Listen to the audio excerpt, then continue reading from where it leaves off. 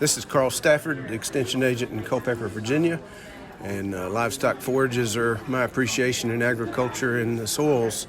I'm for soil because what it does for that system that I'm so appreciative of, pastures, and you get on into no-till crops as well. That soil matters everything to the production of that system and soil life and what the benefits of storing carbon, organic matter, productivity, moisture, retention. So I am for soil because it does a lot for agriculture.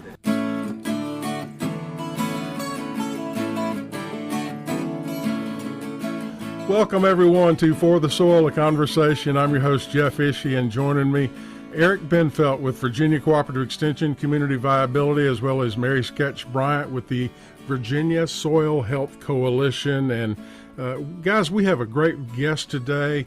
She will be a keynote speaker at the upcoming conference. Eric, introduce our guest.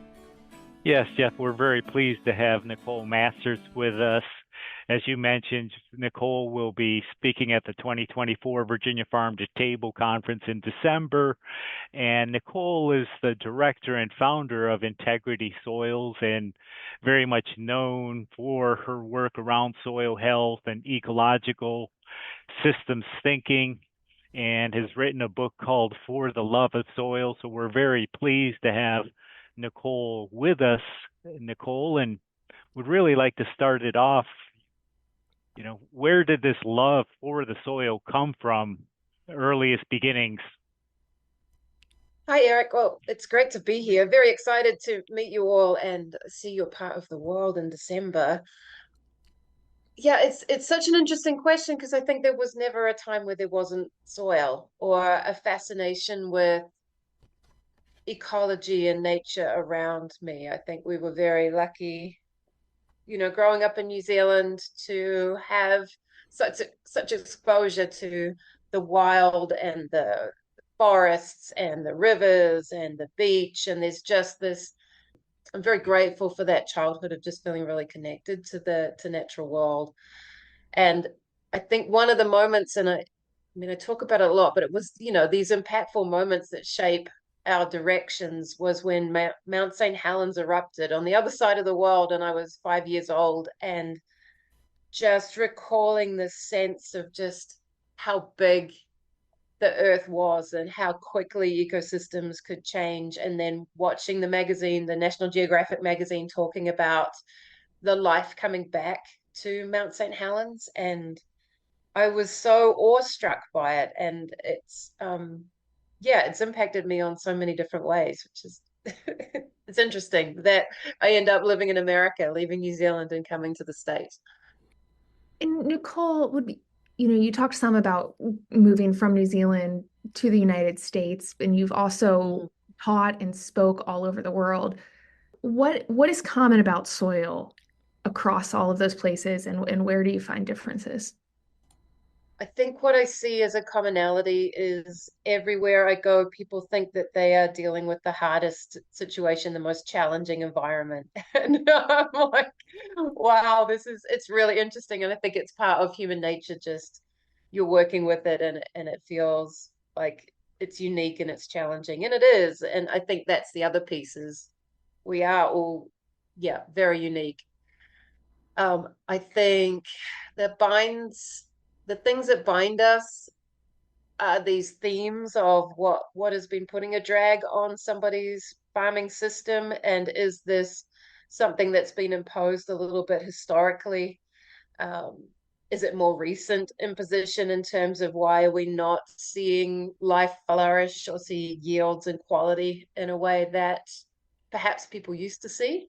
And I also think there's part of this is a lot of these areas, we're growing less biomass than what was growing before the advent of chemical farming and industrial agriculture. Is these landscapes have the potential to have far more biomass. And yeah, how do we really ask the question of how does this work in nature in every single domain around the world, just asking a deeper question so that we can really fulfill on being able to support ourselves and that nutritious food. We're talking today with Nicole Masters, founder of Integrity Soils. And as Eric mentioned, she's the author of a very highly rated book on Amazon.com. It's called For the Love of Soil. And Nicole, I've been reading some of the reviews of your book, and people seem to be inspired by your writing about dirt, no, about soil, about healthy soils. I was just joking there. Yeah, that's a four-letter word, right? Right. We don't call it dirt, do we? Speaking of soil, how do you define good soil? You've lived in various places on planet Earth. How do you define good soil?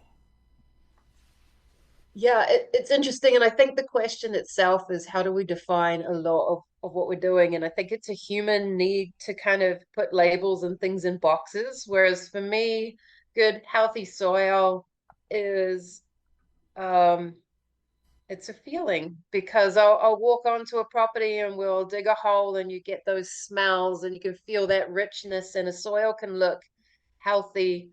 That's very different in Western Australia, for instance, than it would be in Virginia, right? And you can still get a sense that this soil is flourishing, even though in this case it's sand. So for me, there are there are many indicators for what's not healthy, as opposed to what does healthy soil look like? Does it hold on to nutrients and water? Does it support vibrant, healthy, diverse ecosystems? Are there deep rooting systems?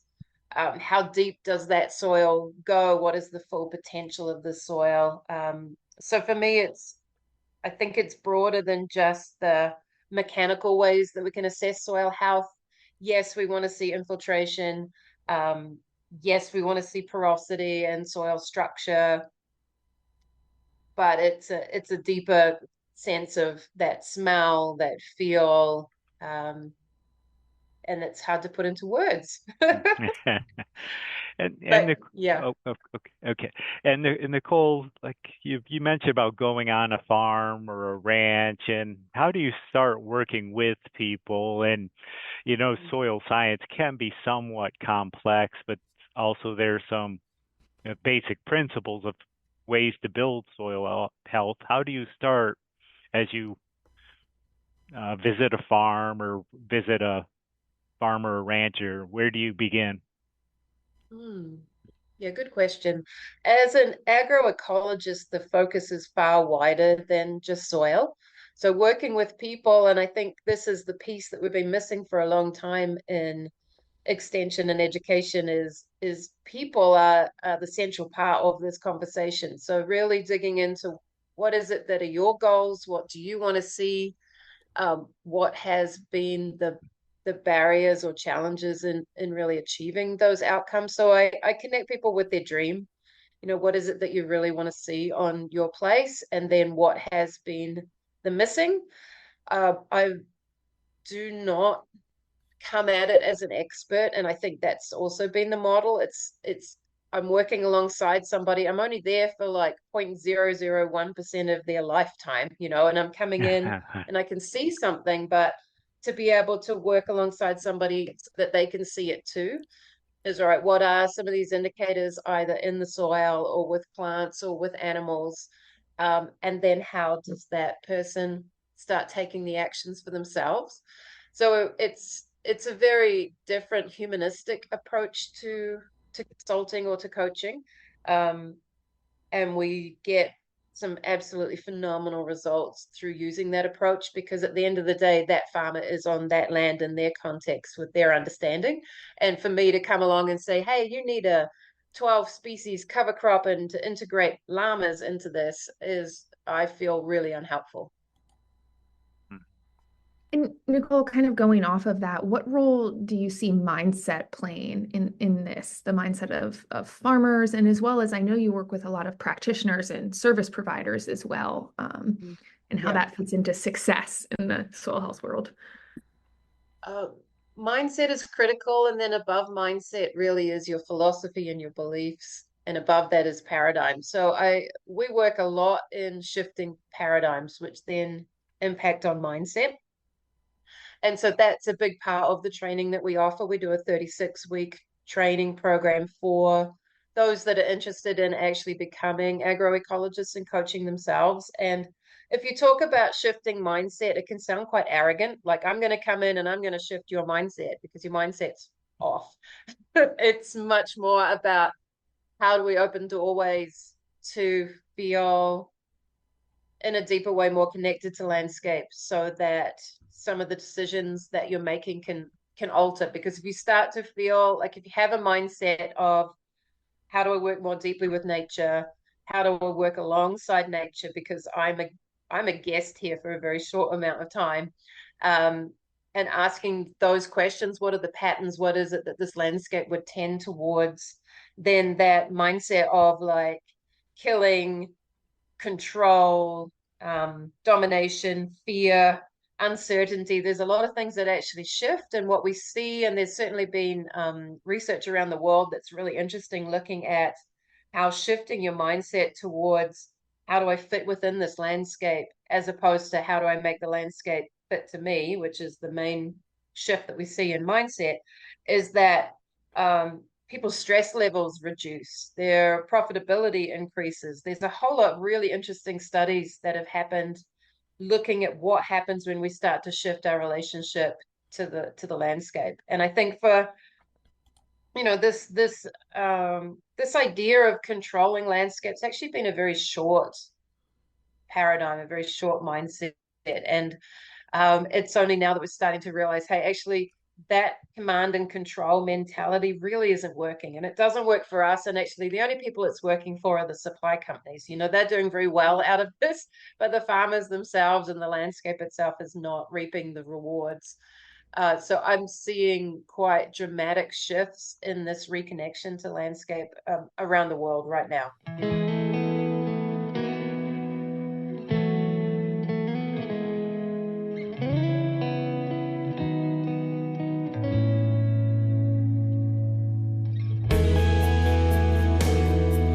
Once again, we're talking with Nicole Masters. She is the founder of Integrity Soils.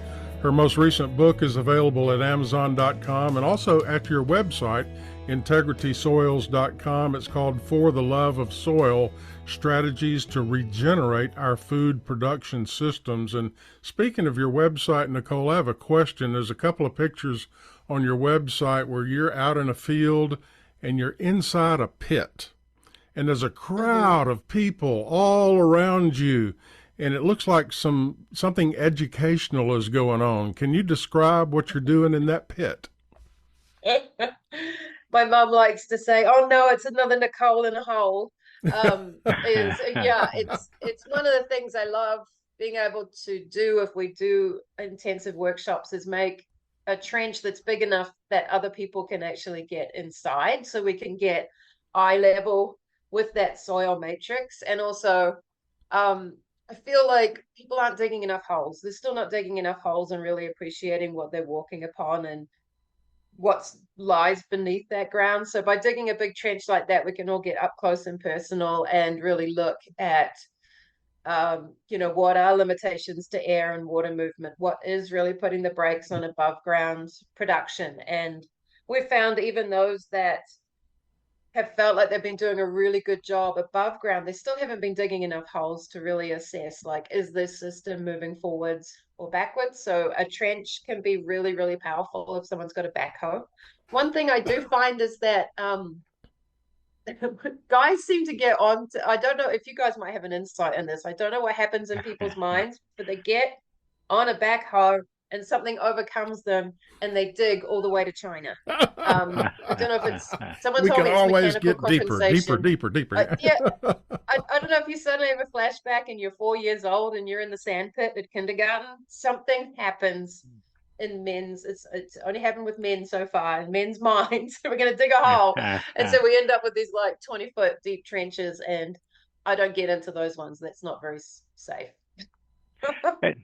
And Nicole, I think you spoke to this idea of like, or as an educator, thinking about, well, how do we engage more of people's senses, and sort of intrigued by the idea of working with people's dreams. And then you were just talking about sort of the tactile need for digging a pit and actually touching the soil. Love to hear your perspective on.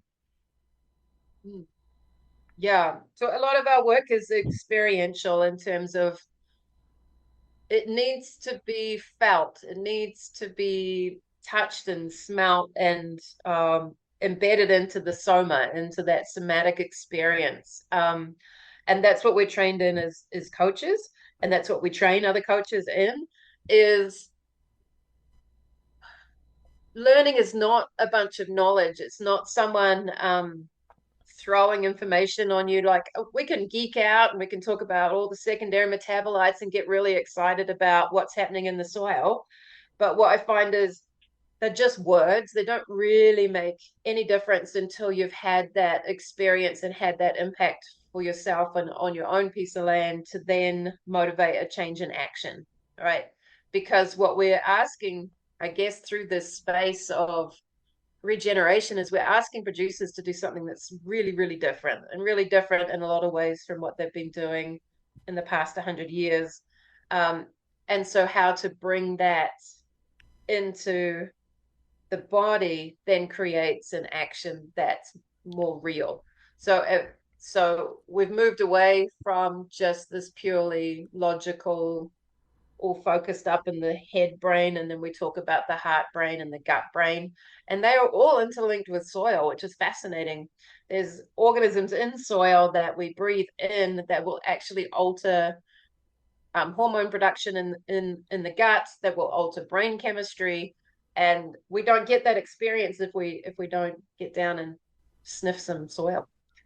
Well, unfortunately, our time is up in this portion of the podcast, but I would like to invite you, Nicole, if you would stick around. We'd like to record an additional podcast, and we'll talk a little bit more in depth about your book, about the contents of the book, and about basic soil health for not only farmers, for gardeners, or anyone who is involved with soil health. Our guest in this podcast has been Nicole Masters, founder of Integrity Soils. Once again, that web address is integritysoils.com.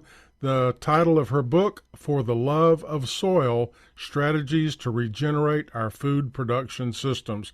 Thank you, Nicole, and we'll see you again in a future episode. Thank you. Yes, thank you, Nicole, and thank you, Jeff. For the Soil, a conversation is made possible with funding support from the National Fish and Wildlife Foundation and the Agua Fund. Other partners include the USDA's Natural Resources Conservation Service, Virginia Cooperative Extension, Virginia State University, Virginia Department of Conservation and Recreation, and partners of the Virginia Soil Health Coalition. Views expressed on this podcast are those of each individual guest. To download a copy of this or any other episode, visit the website forthesoil.org. If you should have a specific question about soil health, just call your local extension office or your local USDA service center, or perhaps your Soil and Water Conservation District office. Music used during today's program was provided courtesy of the Flip Charts, all rights reserved. For the Soil, a conversation is produced by On the Farm Radio in collaboration with Virginia Tech. I'm your host, Jeff Ishee.